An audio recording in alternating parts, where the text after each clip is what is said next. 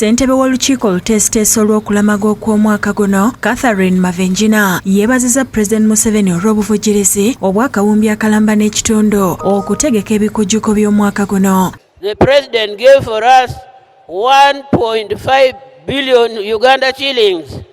That is what enabled us to accomplish the task before us.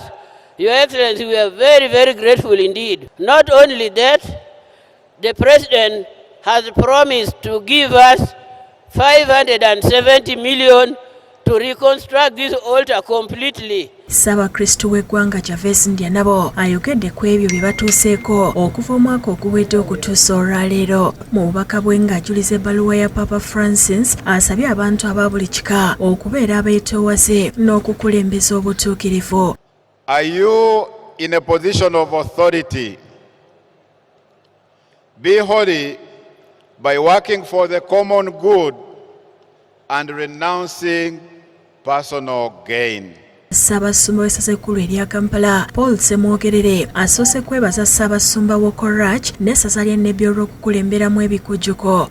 We thank the Diocese of Nebbi in leading us in the celebrations here today to mark the Uganda Matters Day, but also to thank God for the 60 years of the canonization of the Uganda Matters. Ssaabasumba atenderezza obuvumu abajulizi bwe baayolesa ne banywerera ku kukkiriza ekyabaviirako okuttibwa. Most of whom were pages in the royal court refused to renounce their Christian faith, leading to their brutal execution.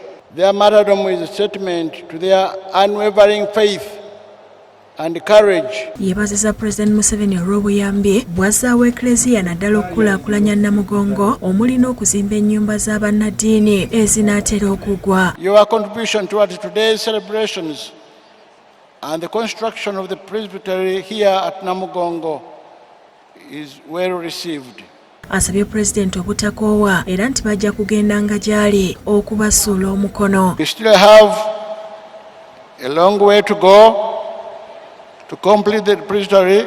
We shall come to your office as you always call on us for more support. Ssentebe w'olukiiko olugatta abasumba mu ggwanga era nga ye musumba w'essaza lya Kiyinda Mityana, Dr. Joseph Anthony Ziwa yeebazizza Pulezidenti Museveni ne Maama Janet Museveni olw'okujja okujaguliza awamu nabo. Your Excellency the President, we thank you for having chosen to come and celebrate this day with us here together with the First Lady.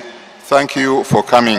Omubaka wa Papa mu Uganda, Luig Bianco, mu kwogera kwe atuusizza omukisa gwa Papa Francis gwaweerezza abalamaze. It is an honor and pleasure to greet all of you and to transmit his apostolic blessing as pledge of abundant divine graces to all the participants in the celebration of the Ugandan Martyrs' Day. Asabye abakkiriza okulabira ku bajulizi bye baayitamu batambulire mu mukololo gwabwe.